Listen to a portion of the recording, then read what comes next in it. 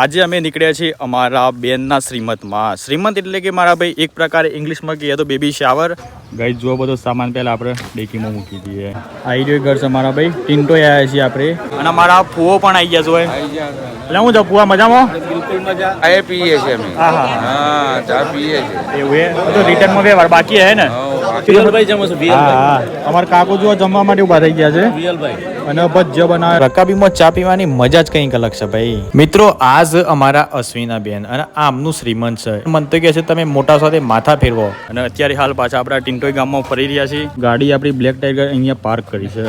તડકામાં બરોબર તપો છે મારા ભાઈ. મિત્રો જોઈ લો ભાઈ આયરિયા ધોતિયા વાળા દાદો.